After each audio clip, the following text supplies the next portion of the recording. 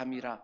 내가 전에 행한 것 같이 모든 생물을 다시 멸하지 아니하리니 땅이 있을 동안에는 심음과 거둠과 추위와 더위와 여름과 겨울과 낮과 밤이 쉬지 아니하리라. 아멘. 아멘. 설 명절을 앞두고 오늘은 온 가족 온라인 예배로 함께 드립니다. 어린 자녀들이 엄마 아빠와 함께 예배를 드리게 되었었는데 말씀을 듣기가 그렇게 쉽지는 않을 것입니다. 그러나 성령 하나님이 허락하시는 신비한 교통하심이 있기를 주님의 이름으로 축원을 드립니다. 우리 이곳에서도 그리고 각 가정에서도 우리 옆에 있는 영적인 가족, 육적인 가족들에게 서로 이렇게 인사하기를 원합니다. 오늘 당신이 드리는 예배가 하나님 앞에 연락되기를 원합니다. 우리 이렇게 서로 인사합시다. 하나님 받으시는 예배가 되기 원합니다. 하나님 받으시는 예배가 되기를 원합니다. 그리고 부모님들께 다시 한번 말씀드립니다. 오늘 말씀은 부모님들 대상으로 준비되었습니다.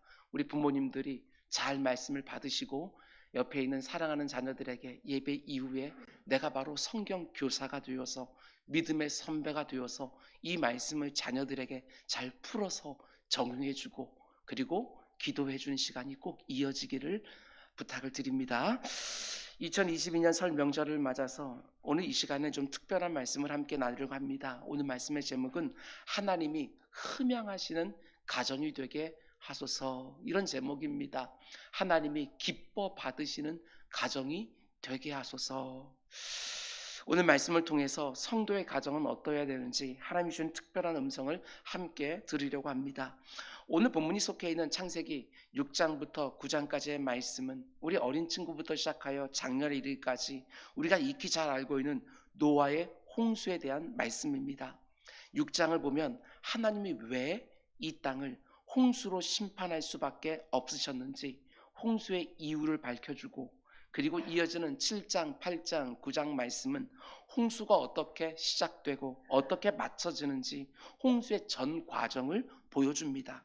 그런데 노아의 홍수에서 한 가지 특별한 사실은 홍수가 시작되어지는 7장부터 온 땅을 완전히 잠기게 한 그 엄청난 물이 다 마르게 되는 8장까지 하나님의 모습이 거의 보이지 않는다는 것입니다. 홍수의 과정 중에 하나님의 모습이 보이지 않는다. 홍수 가운데 쓰임받고는 노아에게조차 하나님이 그 어떤 말씀도 하시지 않는다는 점, 그게 참 특별합니다. 오늘 보면 8장 15절에 가서야 비로소 하나님의 말씀이 주어질 만큼 홍수가 진행되는 그 전 과정 속에서 하나님은 철저하게 자기의 모습을 감추시고 침묵하십니다. 그럼 하나님은 왜 이렇게 하셨을까? 성경이 정확하게 말해주지 않기 때문에 우리가 알 수는 없지만 제가 묵상했던 것은 하나님의 큰 슬픔이었습니다.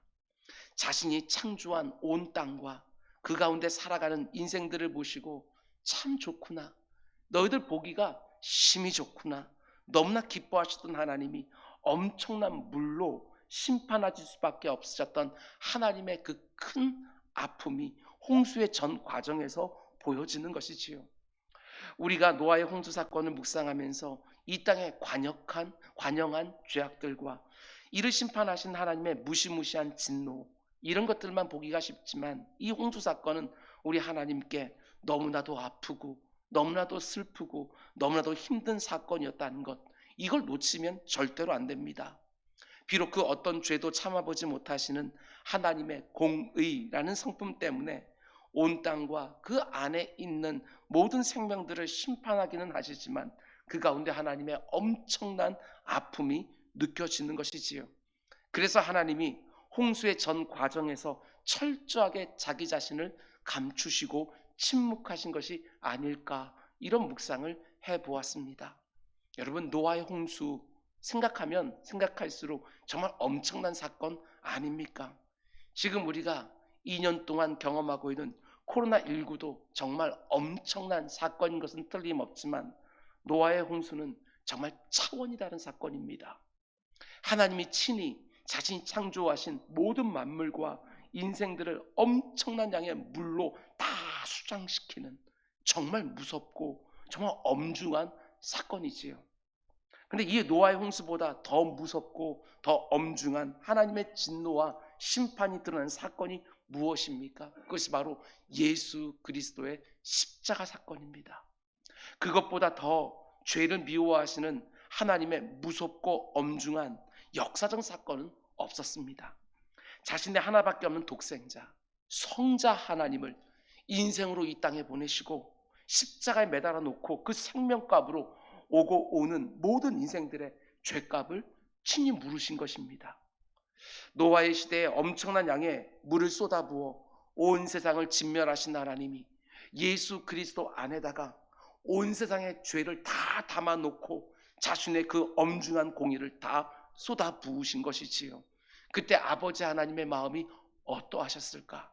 노아의 홍수 가운데 속에서는 그래도 하나님의 은혜로 남겨두신 생명들이 있었지만 예수 그리스도의 십자가 안에는 단 한 사람의 예외도 없이 모든 인생들이 다 담겨 있었습니다.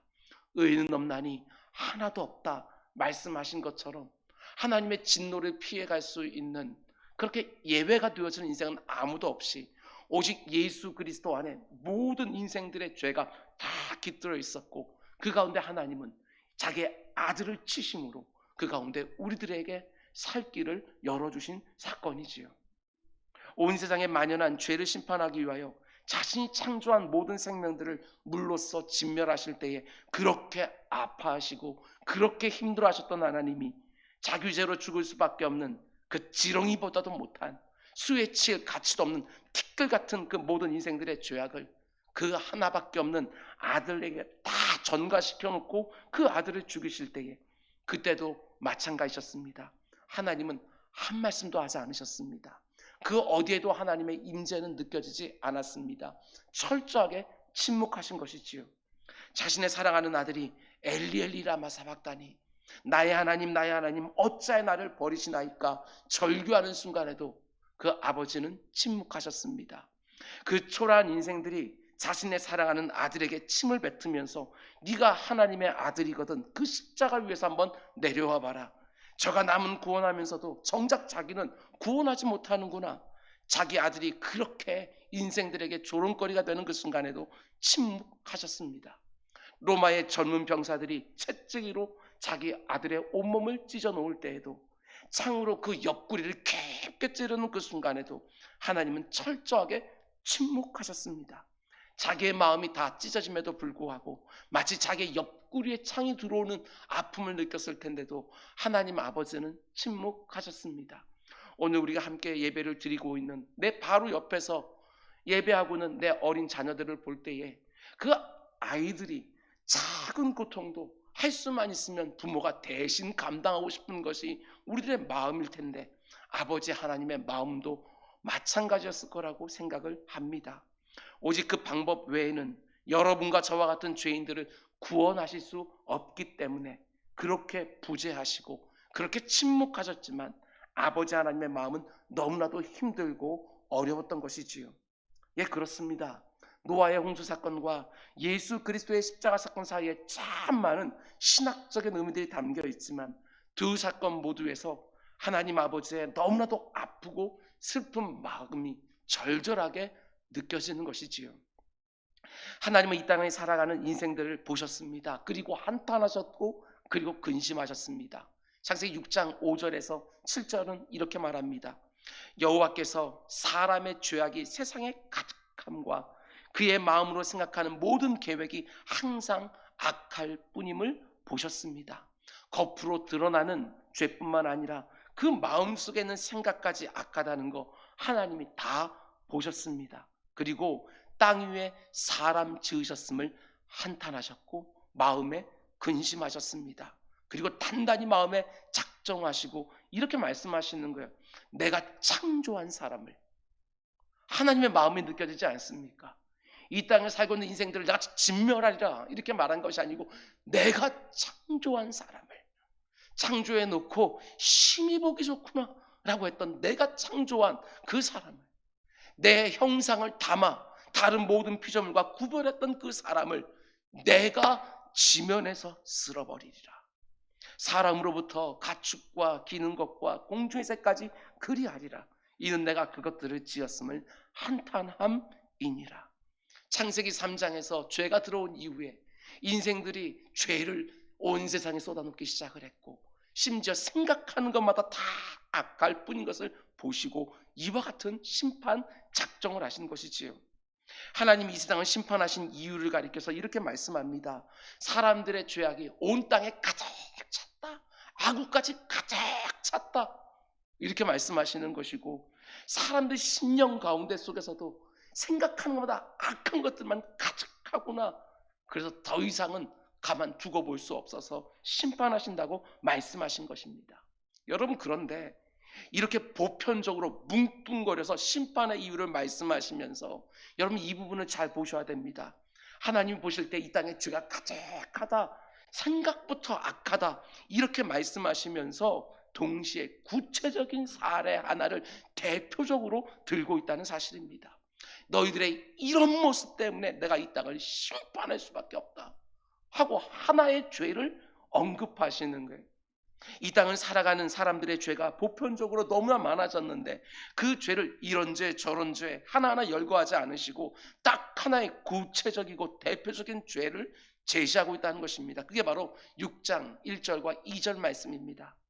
사람이 땅 위에 번성하기 시작할 때 그들에게 딸들이 나니 하나님의 아들들이 사람의 딸들의 아름다움을 보고 자기들이 좋아하는 모든 여자를 아내로 삼는지라. 이런 그들의 모습을 보고 하나님이 이렇게 말씀합니다. 3절, 여호와께서 이르시되 나의 영이 영원히 사람과 함께하지 아니하리니 이는 그들이 육신이 됨이라. 하나님의 엄청난 물로 이 세상을 심판하시는 이유는 이 세상 사람들이 정말 악이 가득했기 때문인데, 그 많은 죄악들 가운데 구체적으로 딱 제시하고 있는 대표적인 죄, 그게 무엇입니까? 하나님의 아들들이 사람의 딸들의 아름다움을 보고 아내로 삼았다. 이거 하나 딱 제시하고 있는 거예요. 이런 의미 아니겠습니까? 얘들아, 이것만큼은 내가 가만 못 본다. 이 모습만큼은 내가 절대로 참지 못한다 하는 하나님의 마음이 들어있는 거예요. 그러면 이 모습이 왜 그렇게 하나님의 마음을 힘들게 하는 대표적인 죄라고 하나님이 직접 제시하십니까? 여기서 말하는 하나님의 아들들은, 여러분, 많은 신학적인 해석이 가능하지만 저같이 성경 강해를 하는 사람들은 문맥에서 봅니다. 오늘 본문 바로 앞에 창세기 5장에 나오는 셋의 후손들을 말하는 것이지요. 셋이 누구입니까? 우리 잘 아는 것처럼 아담과 하와를 하나님께 지으시고 그 가운데 두 아들을 허락해 주셨습니다.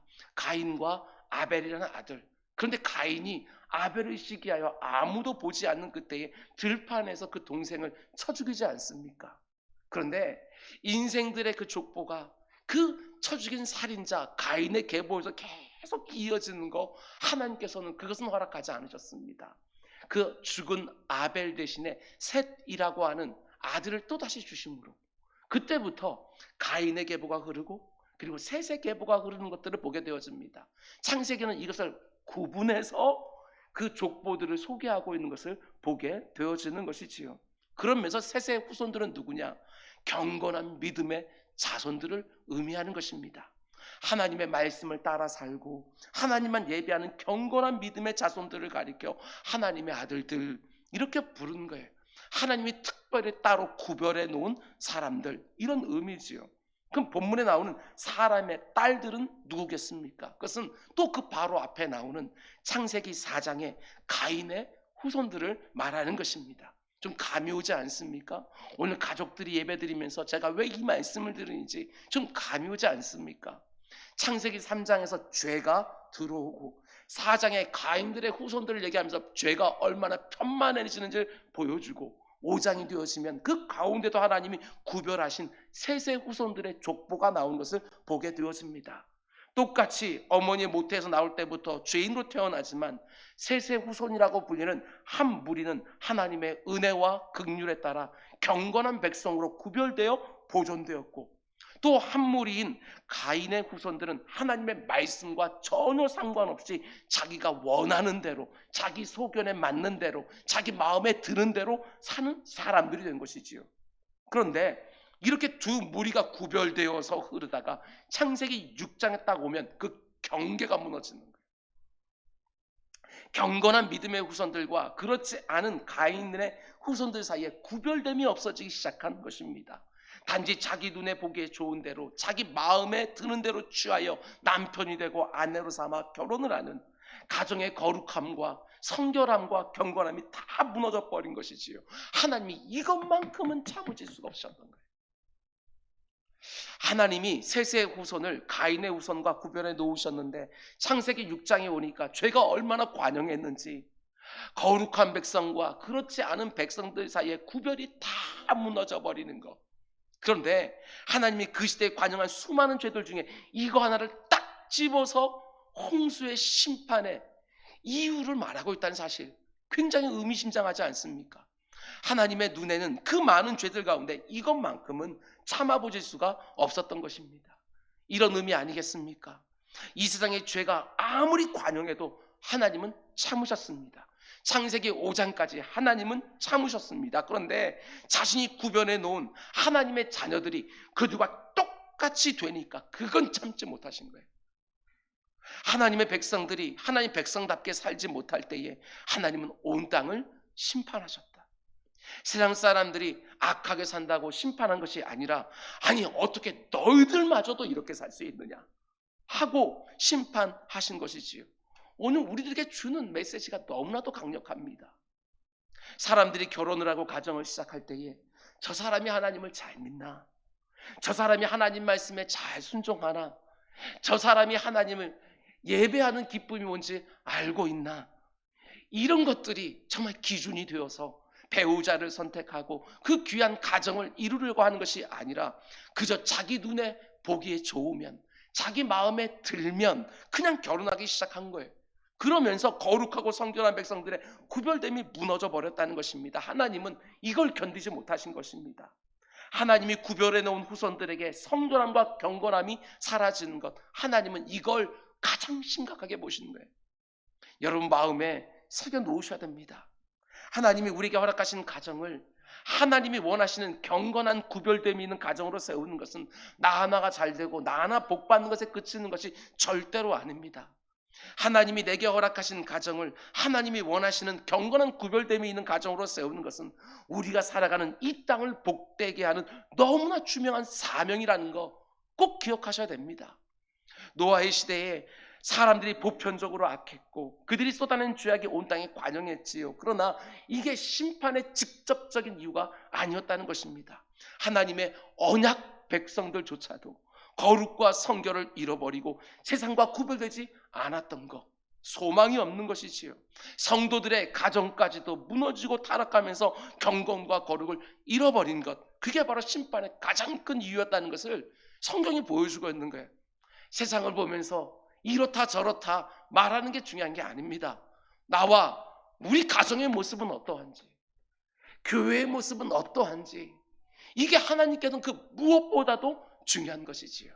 하나님은 이 세상 가운데 속에 우리 성도들 하나하나가 빛이 되고 소금이 되기를 원하시고, 성도들의 가정이 분명한 구별됨을 가지고 이 세상을 섬기기를 원하고, 다른 모든 모임들은 다 부패했다 할지라도 그래도 교회만큼은 다르기를 원하시는데, 성도도 마찬가지고 성도의 가정들도 마찬가지고 그 가정들이 모여있다고 하는 교회마저도 그 구별됨을 잃어버리는 것, 하나님은 그걸 견디지 못하시는 것입니다. 여러분, 하나님이 우리에게 허락하신 가정을 말씀으로, 예배로, 믿음으로 거룩하고 성결하게 구별됨이 있는 가정으로 세워가는 것은 우리 성도들이 이 땅에서 반드시 이루어야 될 너무나 중요한 사명이라는 거 절대로 잊으시면 안 돼요. 하나님이 셋의 후손들에게 가인의 후손들과 분명한 구별됨이 있기를 원하셨던 것처럼 여러분과 제가, 그리고 우리의 가정들이 여전히 연약하고 한계가 많다고 할지라도 생각하는 것이나 뭔가를 판단하고 결정하고 행동한 일 가운데 분명한 구별과 다름이 있기를 주님의 이름으로 축원을 드립니다. 오늘 예배가 다 마친 다음에 자녀들에게 꼭 가르쳐 주십시오.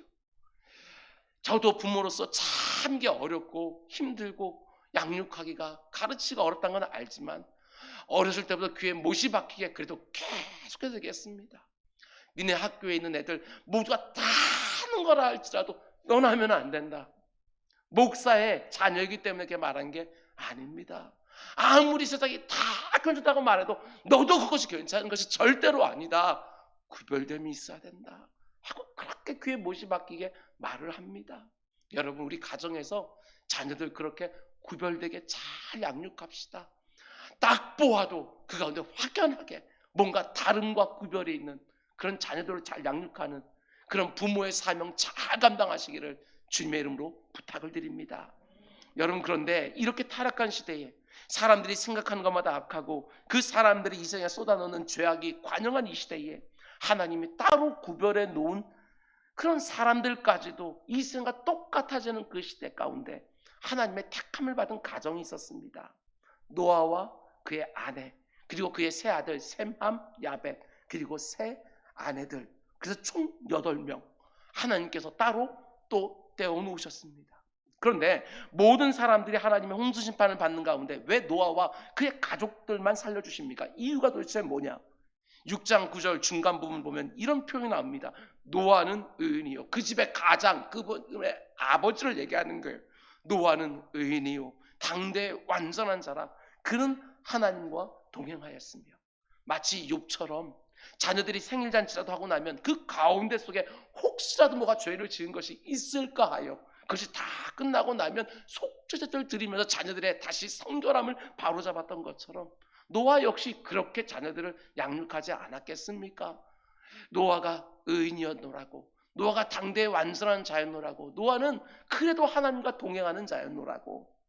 그러나 우리가 잘 아는 것처럼 인생 중에 참된 의인이 있습니까? 우리 인생들 가운데 완전한 자들이 있습니까? 엉터리 투성이지요. 결점들이 얼마나 많습니까? 그런데도 그런 사람 하나도 없는데도 성경은 이렇게 말을 하고 있는 거예요. 그가 의로웠노라고. 분명히 그 당시에 사람들보다는 의로웠다는 말일 것이고 그 당시에 사람들보다는 그래도 완전하게 살았던 사람이라고 말을 했을 것입니다. 여러분, 그러나 노아의 그런 모습이 이 홍수 가운데 그의 가족들이 구원받은 이유가 절대로 아니라는 거, 진짜 이유가 따로 있습니다. 6장 7절과 8절 말씀 보면 이렇게 되어 있지요. 이르시되 내가 창조한 사람을 내가 지면에 쓸어버리되 사람으로부터 가축과 기는 것과 공중의 새까지 끄리하리니 이는 내가 그것들을 지었음을 한탄함이라 하시니라. 그러나 노아는 여호와께 은혜를 입었더라. 이게 핵심이지요. 노아의 시대나 신약 시대나 똑같습니다. 하나님의 구원은 철저하게 은혜로 받는 거예요. 인간 편에서 어떤 모습 때문이 아니라 어떤 자격과 조건을 갖췄기 때문이 아니라 오직 하나님의 은혜로 구원받는다는 거. 신약에 가서 그 하나님의 계시가 더 활짝 열려지긴 하지만 여러분, 구약에도 마찬가지입니다. 하나님의 은혜로 사람들은 구원을 받는 것입니다. 은혜가 뭐라고 제가 늘 말씀드립니까? 은혜는 그 어떤 자격이나 조건을 갖추지 못했음에도 불구하고 하나님의 일방적인 호의가 바로, 일방적으로 주어지는 호의가 바로 은혜인 거예요. 일방적으로 호의로 주어지는 것이니까 거기서 무슨 자격이나 조건을 논할 수가 없는 것이지요. 그런 면에서 왜 노아와 그의 가족들만 그 홍수 가운데 살려주셨느냐? 그들의 자격이나 조건은 우리가 말할 수가 없다는 것입니다. 그러나 분명한 것은 온 세상이 다 타락하고 그 죄가 아구까지 가득한 온 땅 가운데 속에 하나님이 심판을 내리지만 그 가운데도 하나님은 은혜를 베푸셨다. 이게 중요한 것이지요. 그리고 노아와 그의 가족들은 하나님의 그 은혜를 여러분 체험한 것입니다. 몸소 다 경험한 것이지요. 오늘 우리에게도 마찬가지입니다. 지금 여러분과 저의 가정이 예수 믿는 가정으로 여전히 부족한 것 투성이지만 그래도 하나님 섬기는 가정으로 살아가는 것, 그건 역시도 오직 하나님의 은혜 때문인 것이지요. 여러분, 그러면 이게 중요하지 않습니까? 노아와 그의 가족들은 하나님의 은혜를 체험했는데 그러면 하나님의 은혜를 체험한 가정들은 홍수 이후에 어떤 모습으로 살아가는 것이 합당한가? 이것을 오늘 두 가지로만 제가 말씀드리려고 합니다. 첫 번째로 여러분, 노아와 그의 가족들에게는 그 무엇보다도 하나님의 말씀이 가장 중요했다. 이걸 아셔야 됩니다. 무엇인가를 판단하고 선택하고 결정할 때, 그리고 움직일 때 그 시대 사람처럼 자기 눈에 보기에 좋아 보이면, 자기 소견에 옳아 보이면, 자기 마음에 드는 대로 뭔가를 판단하고 결정하고 움직인 것이 아니라 오직 하나님의 말씀을 가운데 딱 두고 살았던 것을 그들에게서 볼 수 있다는 사실이지요. 하나님이 오늘 여러분과 저의 가정에서도 이 모습이 있기를 원하는 거예요. 오늘 본문 8장 13절 19절 말씀 보면 활짝 열려서 물 막 뿜어내던 땅의 샘들도 닫히고 무섭게 비를 막 쏟아내던 그 하늘의 창들도 다 닫혔습니다. 그러자 온 땅에 가득했던 물이 조금씩 줄어들기 시작한 것이지요. 그리고 방주는 어디에 멈추게 되지요? 우리 주일학교 다 배웠을 것 같은데 아라랏산에 멈추게 되어집니다. 8장 4절 말씀 보면 일곱째 달 곧 그 달 11의 날에 방주가 아라랏산에 머물렀다. 그런데 그때 배가 멈춘 것을 노아가 분명히 알지 않았겠습니까? 물 위에서 떠다니는 거하고 뭔가 땅에 딱 고정되어지는 그 느낌. 여러분 노아가 분명히 그 배 안에 있어 어딘가에 멈췄구나 분명히 알았을 거예요. 그리고 나서 노아가 어떻게 하죠? 우리 한번 진원이가 한번 대답해 볼까? 그때 배가 딱 멈췄을 때 노아 할아버지가 가장 먼저 뭐 하지? 그건 나중에 나올 건데 먼저 새들을 날려보내지 않습니까? 그럼 이제는 부모님들께 묻습니다. 우리 방 집사님 어떤 새들을 날려보내시죠? 까마귀와 비둘기를 절반만 맞았습니다. 까마귀와 비둘기를. 그러면 우리 엄마에게 묻습니다. 여러분 까마귀는 몇 번, 비둘기는 몇 번 날려보냅니까? 뭔가 응얼거리는 것 같은데 여기까지는 안 들립니다. 까마귀는 한 번 날려보내고 비둘기는 3번 날려보냅니다. 까마귀를 맨 먼저 날려보냈는데 노아가 아무래도 실수한 것 같습니다. 까마귀를 날려보내니까 까마귀가 돌아오지 않습니다. 왜냐하면 까마귀는 썩은 음식도 먹는 새이거든요. 그러니까 날아가니까 지천에 깔린 게 짐승의 사체인 거예요. 그러니까 돌아오지 않았어요. 그래서 다시 노아가 비둘기를 날려보냅니다. 첫 번째 날려보내니까 그냥 돌아왔어요. 그것이 의미하는 것은 아직까지 이 비둘기가 먹을 음식이 땅에 없다는 의미 아니겠습니까? 그래서 다시 돌아온 것이지요. 7일 있다가 비둘기를 다시 보냅니다. 그랬더니 이번에는 비둘기가 새롭게 난 감람나무 이파리를 물고 오는 것이지요. 무엇을 의미합니까? 이 땅 가운데 속에 다시 생명이 움트기 시작했다. 이걸 상징으로 보여주는 거예요. 그리고 나서 7일 후에 다시 비둘기를 보내니까 이제는 돌아오지 않습니다. 왜 그렇지요? 이제는 방주에 돌아오지 않아도 얼마든지 살 수 있는 환경이 만들어졌다는 것입니다. 그러니까 노아는요 분명히 알았습니다. 땅에 물이 거쳤다는 거, 땅에 생명이 살기 시작했다는 거, 다시 움트기 시작했다는 거 분명히 알았습니다. 뿐만 아니라 13절 말씀을 보면 노아가 이제 자신의 눈으로 직접 확인하는 것을 보게 되어집니다. 13절 말씀 보면 601년 첫째 달 곧 그 달 초하룻날에 601년 1월 1일 땅 위에 물이 거친지라 노아가 방주 뚜껑을 제치고 본즉 지면에서 물이 거쳤더니. 여러분 이 시점을 반드시 기억해 두시기 바랍니다. 601년 1월 1일에 노아가 방주 뚜껑을 열고 온 땅을 보니까 물이 정말 거친 거예요. 그런데 노아와 그 가족들이 어떻게 하지요? 물이 다 거쳤다는 것을 분명히 자기 눈으로 봤음에도 불구하고 방주 바깥으로 안 나오고 있다는 것입니다. 언제까지 안 나오지요? 이어진 14절 둘째 날 21의 날에 2월 27일까지 나오지를 않습니다. 1월 1일에 물이 다 거친 것을 방주 뚜껑을 열고 자기 눈을 직접 봤는데도 2월 27일까지 방주 안에 계속해서 머물러 있었다는 거예요. 물이 다 거친 것을 봤으면서도 거의 2달 동안을 방주 안에 더 머물러 있는 것이지요. 물론 혹자는 땅에 물이 다 거치긴 했지만 땅이 다 마를 때까지 더 기다렸다 이렇게 볼 수도 있겠지만 한번 생각해 보시기 바랍니다.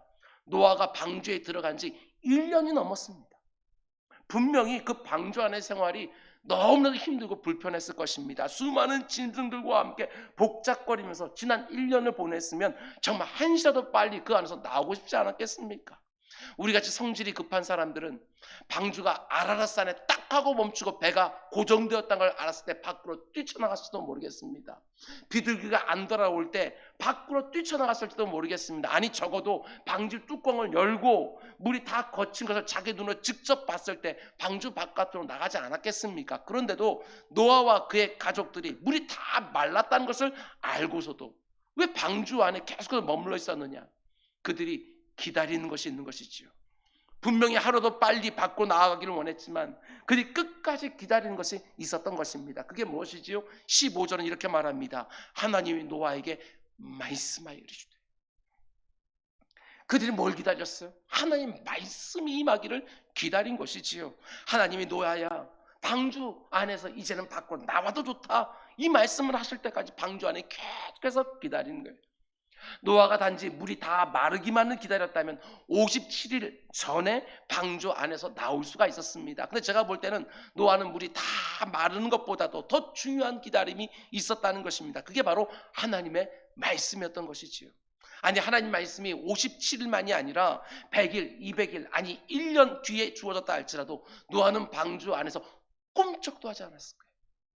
방주에 들어갈 때도 하나님께서 들어가라 라고 하는 말씀임에서 들어간 것이고, 방주에서 나오는 것도 하나님이 이제는 나와라 라고 말씀하실 때 방주 안에서 나온 거예요. 여러분 잘 들으셔야 됩니다. 이게 바로 하나님의 은혜를 아는 성도들의 모습이지요. 하나님 말씀 따라 들어가기도 하고 나가기도 하고, 하나님은 이 땅의 성도들이 이렇게 살기를 원하는 것입니다. 그저 자기 눈에 보기에 좋은 대로, 자기 소견에 오른 대로, 자기 마음에 드는 대로 이것도 하고 저것도 하는 그런 삶이 아니라 오직 하나님의 말씀이 이끈 대로 살기 위하여 늘 말씀을 사모하고 말씀을 기다리고 말씀이 주어지면 주저하지 않고 순종하는 그 모습으로 이 세상과 분명히 구별되는 모습으로 살기를 원하시는 것이지요. 여러분, 우리가 어떻게 이 세상에 하나님 모르는 사람들과 구별될 수가 있습니까? 다른 것이 아닙니다.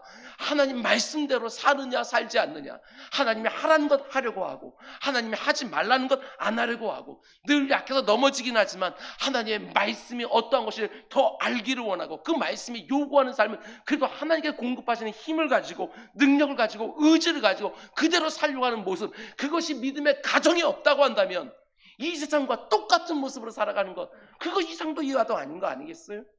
우리 가정에는 말씀이 서 있어야 되는 거예요. 어렸을 때부터 자녀들에게 말씀을 정말 가르쳐서 이 세상의 그 질서와 가치들이 우리 자녀들의 심령을 지배하기 전에 하나님의 말씀을 먼저 그 가운데 심어서 그 가운데 그 말씀으로 이 세상 것들이 들어올 때 먼저 그것을 재단해보고 판단해보고 결정할 수 있도록 먼저 말씀을 심어놓는 것, 이것들이 믿음의 부모들이 해야 되는 1번 사명이 아닐까 생각이 되었습니다. 우리 믿음의 성도들이 이 땅 가운데 구별되게 사는 것 무엇으로도 납니까? 말씀대로 사느냐 안 사느냐, 여러분 여기에 다 달려있는 거예요. 자기 눈에 보기에 좋은 대로, 자기 소견에 오른 대로, 자기 마음에 드는 대로 산다고 한다면 이 세상과 다를 게 뭐가 있겠는가라는 것이지요. 여러분, 이 세상이 하는 것처럼 똑같이 내 마음에 드는 대로 남편을 취하고 아내를 취하고 어느 학교를 갈지 직장을 갈지 이런저런 선택과 결정을 하는 사람들하고는 완전히 다르기를 우리에게 하나님께서 원하시는 것입니다. 이런 차원에서 저는 이런 묵상을 해보았습니다. 노아와 그의 가족들에게 하나님은 어떤 분이었을까? 이런 생각을 해보아요. 그들이 믿는 하나님은 그저 내 소견에 옳은 대로 하는 것을 지지해 주면서 내 뜻대로 다 되게 해주시는 그런 하나님이 절대로 아니고, 그들이 믿는 하나님은 절대 내 머릿속에 개념과 관념으로 계시는 분이 아니고 내 삶의 실제적인 문제 하나하나까지 개입하시며 나와라 들어가라 말씀해 주시는, 살아서 역사하신 하나님이라고 하는 분명한 그런 믿음이 있지 않았을까, 이런 생각을 해보게 되었습니다. 내 삶의 구체적인 자리에서 함께 동행하시고 함께 일하시고 내 삶의 모든 순간순간 말씀으로 구체적인 인도해 주신 하나님, 이 믿음이 있어야 기다리는 거 아니겠어요? 말씀이 임할 때까지. 그래서 내 눈에는 아무리 땅이 다 마른 것처럼 보여도 내 마음에는 지금 빨리 뛰쳐나가고 싶은 마음이다 할지라도 방주 안에서 계속 기다리는 것, 나오라고 할 때까지, 하나님의 말씀이 임할 때까지. 여러분과 저의 가정 안에 꼭 이 모습이 있기를 원합니다. 나와 내 자녀들의 인생 곳곳에서 인생의 중요한 전환기는 물론이고 가족들의 소소한 결정 하나하나까지, 이것이 과연 하나님 보실 때 옳은가? 이것이 과연 하나님이 기뻐하실 만한 일인가? 이것들을 늘 점검하고 하나님의 개입하심이 반드시 임하는 줄 알고, 아무리 마음이 조급해지고 아무리 내 소견에 옳은 것이 보인다 할지라도, 내 마음이 간절히 원하는 것이 있다 할지라도 하나님의 말씀을 기다리고 기다리다가 하나님 말씀이 안 돼라고 하면 내가 그건 내려놓는 것이고, 하나님이 기다려 하면 그 자리에서 아무리 조급한 마음이 있다 할지라도 하나님 내게 인내함을 가르쳐 주십시오 하고 그 자리에 멈춰 서는 것이고, 내가 아무리 원하지 않는 거라 할지라도 하나님께서 가라 하시면 달려가는 것이고, 이게 믿음의 가정의 모습 아니겠습니까? 오직 하나님의 말씀에 따라서 움직이는 우리 가정들이 다 될 수 있기를 주님의 이름으로 축원드립니다. 그것이 하나님의 은혜를 아는 가정의 모습이지요. 그럼 두 번째로 하나님의 은혜를 입은 가정의 첫 번째 특징이 말씀 중심이라고 하면 두 번째는 무엇이냐? 이어지는 본문을 보면 노아와 그의 가정이 하나님 말씀을 듣고 이제 방주 밖으로 나옵니다. 방주 밖에 나와서 가장 먼저 하는 일이 뭐예요? 진호나 그게 뭐지? 예배. 예배부터 먼저 드려요. 8장 20절 노아가 여호와께 제단을 쌓고 모든 정결한 짐승과 모든 정결한 새 중에서 제물을 취하여 번제로 제단에 드렸더니, 생각해 보셔요. 홍수가 다 끝나고 방주 안에다가 쑥 나왔을 때 노아와 그의 가족들이 해야 될 일들이 얼마나 많이 있겠어요. 이제는 정말 먹고 사는 일들을 생각해야 되는 거예요. 먹을 것도 구해야 되고 집도 지어야 되고 가축들이 있어야 될 것도 만들어줘야 되고, 오늘 여러분과 저처럼 해야 될 일들이 정말 많았을 텐데도 그 모든 일 하기 전에 가장 먼저 뭘 하고 있습니까? 제사부터 드리고 있어요. 오늘 우리식으로 말하면 예배부터 먼저 드리고 있는 거예요. 오늘 온 가족 예배를 드리고 나서 여러분 반드시 우리 자녀들에게 점검해야 되는 게 뭐냐? 그것이 바로 예배 생활입니다. 어떻게 내 자녀들이 예배를 드리고 있는지, 예배가 그들의 삶 가운데 우선순위가 정말 되고 있는지, 아무리 내가 해야 될 일을 산적한다 할지라도 예배 드리는 시간이 최우선이 되고 있는지, 이것만큼은 여러분 어떻게 성도들이 구별됩니까? 주일날 예배 가는 모습으로 구별되는 거 아니에요? 여러분 예배가 늦으면 다 있는 거예요. 우리 삶 가운데 얼마나 바쁜 일들이 많습니까? 아무리 바쁘다 할지라도 그 모든 것 외에 예배를 딱 올려놓고 이건 건드리지 못하는 내 인생 가운데 떼어놓은 시간으로 우리가 10의 1을 구별하면서 내게 아무리 많은 물질이 생긴다 할지라도 그 모든 물질이 하나님의 은혜로 내게 허락하신 하나님의 것이라는 걸 알고 그 가운데 10의 1을 맨 먼저 따로 떼어놓고 하는 것처럼 우리의 인생의 시간이라는 것들도 따로 떼어놓고 이건 절대로 건드리지 않는 시간 하고 예배를 구별해 놓는 모습, 그것이 믿음의 가정 가운데 분명히 있어야 되는 거 아니겠습니까? 하나님의 은혜를 정말 알고 있는 가정이 언제나 분명해야 되는 것은 예배입니다. 하나님을 모르는 가정과 하나님 믿는 가정의 가장 큰 구별이 바로 예배인 것이지요. 아무리 할 일이 많다 할지라도 요즘 모습을 보게 되었으면 믿는 사람인지 믿지 않는 사람이든지 가장 최우선순위가 바로 재정적인 독립과 안정, 이렇게 생각하는 경우들이 얼마나 많이 있는지 모릅니다. 목회하면 참 많이 봤습니다. 많은 청년들이 취업만 하고 나면 신앙생활 제대로 하겠노라고 이렇게 말을 하지만 막상 회사에 들어가면 이게 녹록합니까? 회사에 적응 좀 하게 되어지면 신앙생활 제대로 해야지. 근데 회사에 적응할 때쯤 되어지면 일단 결혼부터 하고 나서 그때부터 신앙생활 제대로. 자녀들이 생기면 그 자녀가 어느 정도 성장할 때까지, 자녀들이 성장해서 결혼하게 되어지면 그제부터는 또 손주들 봐야 되고, 언제나 언제쯤 되어야 예배가 내 인생 가운데 최우선순위 될지, 여러분 그것들을 누가 보여줘야 돼요? 부모가 먼저 보여줘야지. 말로 하는 건 아무 소용없습니다. 자녀들에게 예배가 1번이야 말하는 거 아무나 상관없어요. 부모가 아무리 바쁘고 아무리 할 일이 산적하다 할지라도 그 가운데 예배를 위해서 딱 띄워놓는 그 구별됨이 있어야 자녀들이 그것을 보면서 그 시간을 감히 건드리지 않는 것이지요. 너무나 많은 성도들이 자기 삶에 어떤 문제만 해결되고 나면, 어떤 상황만 만들어지고 나면 신앙생활을 제대로 할 것처럼 생각하지만 절대 그렇지 않습니다. 내 인생에 시급한 문제가 없을 때가 없고 모든 상황이 만족스럽고 여력이 되는 때도 절대로 오지 않습니다. 이 일만 끝나고 나면 신앙생활을 제대로 할 수 있건 생각하지만 그 일 끝나면 또 다른 일이 반드시 생깁니다. 우리 주님 말씀하시지요. 마태복음 6장 산상수훈에서 이렇게 말씀합니다.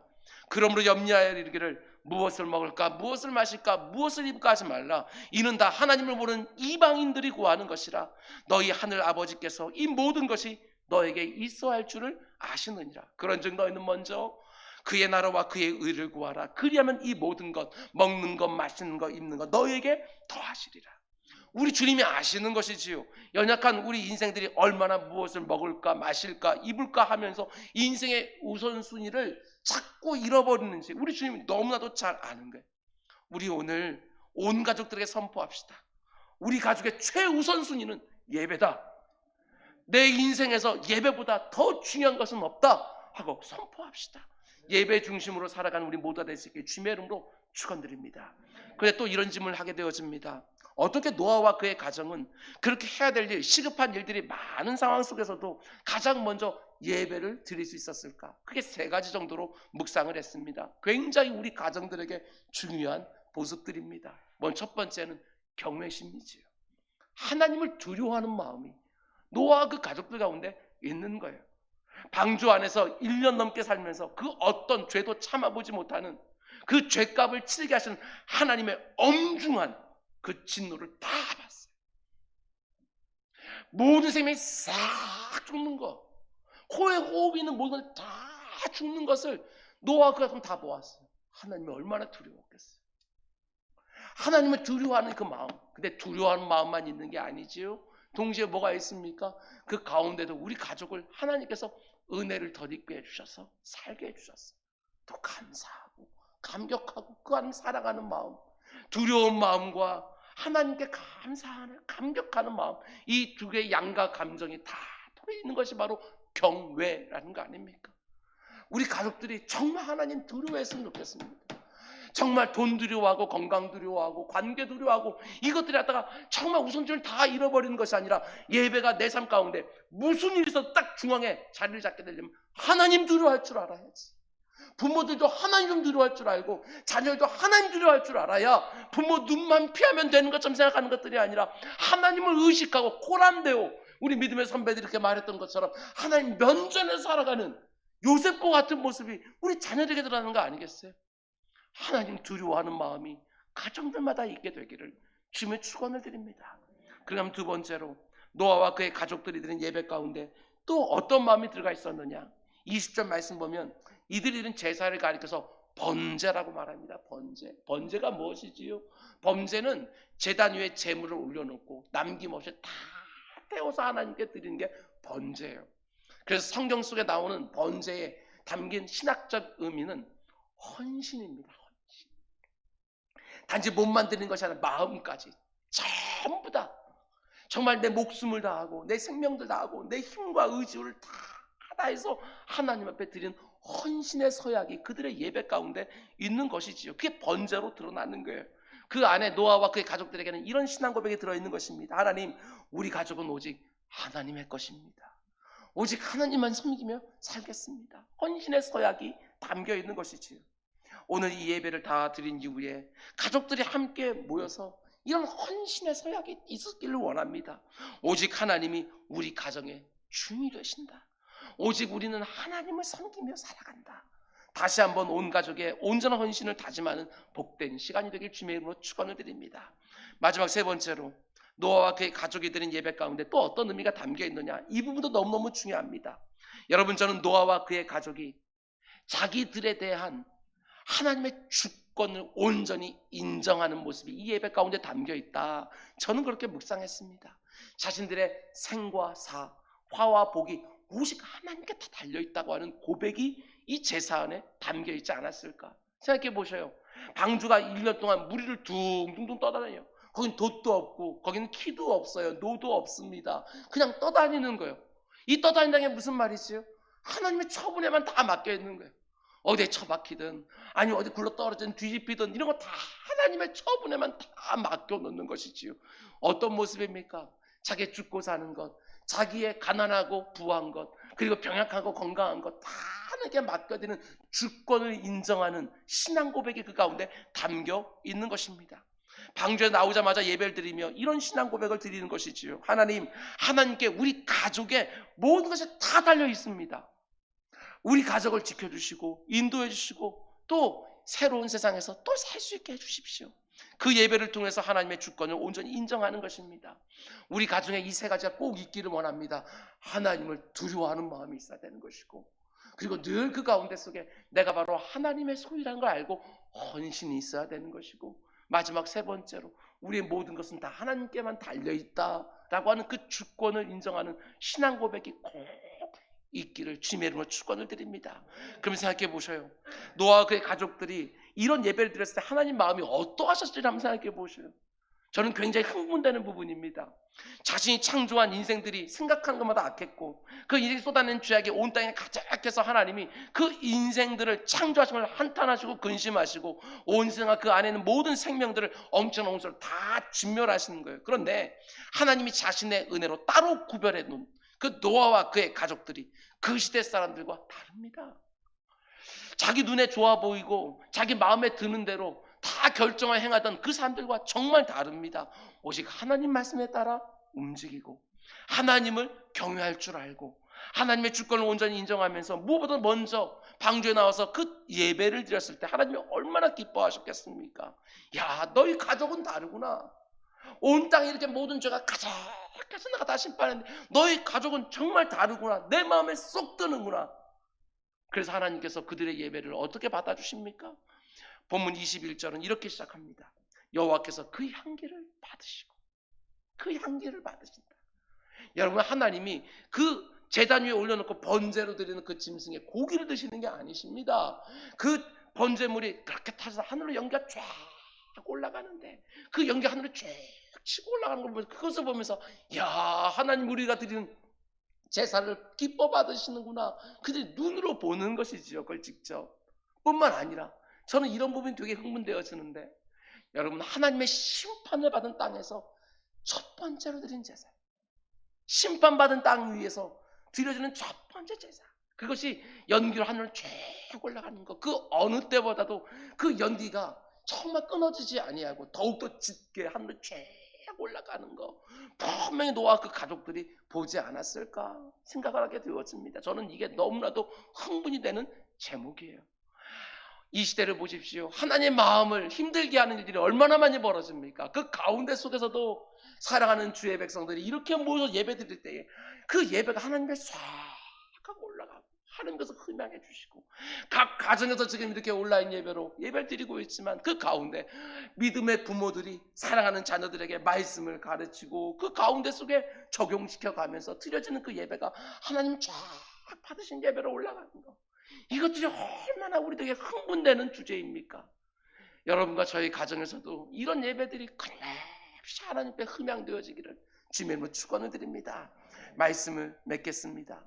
오늘 우리가 살아가는 이 시대는 부모 시대의 신앙이 자녀에게 물려지는 것이 너무나도 더디고 너무나도 어려워진 시대입니다. 그러다 보니까 시간이 지나면 지나갈수록 부모 세대의 그 묵직한 신앙이 잘 전수가 되질 않습니다. 우리 부모들이 사모하는 건 다 이런 거 아닙니까? 할아버지 할머니의 신앙이 우리 때에 와서 갑절이 되어지고 우리 그 다음 세대로 또 내려갈 때는 갑절이 되어지는 거, 우리 이런 거 정말 원하고 있지 않습니까? 그런데 오늘날 보게 되어지면 솔직히 어떨 때가 많습니까? 할아버지 할머니의 신앙이 우리 때에 와서 반으로 뚝 잘려버리고 우리 자녀들이 또 내려가게 되면 반의 반으로 뚝 잘려버리고, 이런 모습이 지금 한국교회의 위기를 낳는 것이고, 이런 모습이 우리가 정말 성도의 그 사명을 제대로 감당하지 못하는 영적 분위기가 된 것은 아닌지 심히 우려할 때가 얼마나 많이 있습니까? 우리 사랑하는 자녀들이 그런 영적인 분위기 가운데 속에서 교회는 출입하긴 하지만 우선순위도 엉망이 되어버리고 명목상의 신자로 전락하는 경우들이 또 얼마나 많이 있는지, 교회마다 젊은 세대가 다 떠나고 있는데 분명히 자녀들이 있을 텐데 그 자녀는 도대체 어디 가서 뭘 하고 있는지, 여러분, 우리 부모 세대들이 좀 봐야 되는 거 아니겠습니까? 이것처럼 심각한 문제가 어디 있어요? 우리 자녀들이 이 세상과 똑같아졌을 때 하나님은 그걸 참아보지 못하셨다는 거, 우리는 그걸 보셔야 되는 거예요. 오늘 드리는 온라인 가족 예배뿐만 아니라 가족들이 한 자리에 모여서 예배할 때마다 노아와 그의 가족들이 드린 예배가 여러분과 저의 가정에서도 꼭 드려지기를, 온 세상이 자기 눈에 보기 좋은 대로 자기 마음의 소견에 드는 대로 다 행동하는, 모든 것을 판단하는 결정한 이 시대에 오직 하나님 말씀을 기준으로 삼고 살아가는 경건함과 성결함으로 꼭 구별됨이 있는 가정이 되길 주님의 이름으로 축원드립니다. 부탁을 드립니다. 이 교회 담임 목사로서 내 사랑하는 자녀들의 신앙을 단지 교회들에게만 맡겨놓지 마시기 바랍니다. 일주일에 한 번 와서 1시간 내지 1시간 반 이 가운데서 예배드리고 그냥 가는 그 자녀들의 신앙을 교회에다만 다 맡겨놓는 것들이 아니라 부모가 챙겨야지요. 부모가 교사가 되어주고 부모가 믿음의 선배가 되어서 그 자녀들에게 말씀을 가르치고 오늘 교회에서 뭘 배웠는지 적용시켜주고 그 가운데 속에서 그 자녀를 믿음의 그 자녀로서 정말 부모의 갑절을 하게 되어서는 하나님의 정말 요긴한 일꾼으로 쓰임받을 수 있도록 잘 양육할 책임들이 우리들에게 있음에도 불구하고, 제가 너무나도 좋아하던 청교도들은요, 애들을 낳아도요 10명 이상씩 낳았어요. 다른 게 아니에요. 정말 세상이 점점 산업화 가운데 악해지니까 청교도들이 그 시급한 가운데 속에서 우리 자녀들만큼은 경건한 세대로 양육했다 생각하고 많이 나와서 말씀으로 양육하고 기도로 양육하고, 그러면서 그 가운데 속에 정말 가인의 후손들이 편만한 그 시대 가운데 속에 새로운 경건한 세대들이 그 가운데 들어가서 이 땅 가운데 하나님의 뜻을 살아내기 시작하는 그런 자녀들을 삼기를 청교도들은 400년 동안이나 그렇게 했어요. 그런데도 불구하고 청교도들이 다 지나고 난 다음에 영국은 또 어떻게 되었습니까? 이제는 교회 가는 젊은이들이 없습니다. 다 박물관처럼 다 되어버린 그런 형국이잖아요. 우리는 예외라고 그렇게 말할 수 있습니까? 여러분, 오늘 내 옆에 있는 자녀들의 신앙 내가 챙기겠노라고, 부모된 내가 챙기는 것이 이게 나의 사명이라고, 그 아이들이 어리든 다 컸든 상관없이 부모된 하나님께서 허락해 주신 그 자리를 가지고 자녀를 끝까지 그 말씀으로 키우고 예배 중심을 키우는 거, 그래서 구별됨이 있게 만드는 거, 이게 우리들의 사명 아니겠습니까? 내 사랑하는 가족 하나하나가 예배를 드릴 때마다 하나님이 얼마나 죄를 미워하시는지 그것들을 잘 가르쳐 주시고, 그럼에도 불구하고 우리를 구원해 주신 하나님의 은혜에 감사할 줄 아는 자녀로, 그래서 헌신하며 살기를 원하는 자녀로, 하나님의 도우심과 인도하심이 없이는 단 하루 살 수 없다고 하나님의 주권을 인정하는 자녀로, 세월이 갈수록 죄가 더 관영해지고 더 교묘해지는 이때에 분명히 이 세대와 다름이 있는 할아버지, 할머니, 아빠, 엄마, 아들, 딸 모든 가족들이 말씀 중심, 예배 중심으로 살아가면서 이렇게 하나님을 아프게 하는 이 시대 가운데 내 사랑하는 가족들 인생 하나하나가 하나님이 흠양하실 만한 인생이 꼭 되기를 주님의 이름으로 축원을 드립니다. 기도하겠습니다. 사랑해 주님, 오늘 이 땅을 바라보는 하나님 아버지의 마음을 아버지 하나님 정말 묵상해 봅니다. 하나님의 말씀이 이렇게 희귀해지는 이유가 하나님의 큰 아픔과 슬픔 때문은 아닌지, 그러나 우리 하나님 아버지의 마음을 가장 힘들고 어렵게 만드는 것은 자신이 구별하는 성도들마저도 이 세상과 진배 없이 똑같아지는 그 모습을 바라보며 하나님께서 너무도 안타까워하는 건 아닌지 그 마음이 우리에게 좀 느껴질 수 있도록 인도하여 주셔서, 이 세상 사람들이 이렇게 사는 것이 행복하다 아무리 떠든다 할지라도 하나님께서 내가 창조한 너희들은 이렇게 살아 행복하다라고 하면서 우리에게 주신 그 말씀 붙들고 그 말씀 중심으로 예배 중심으로 살아가는 우리 모든 가정들 다 되게 하여 주옵소서. 이 모든 말씀 예수님의 이름으로 기도드렸습니다. 아멘. 오늘 말씀 생각하면서 찬송가 569장 찬양하겠습니다. 569장입니다.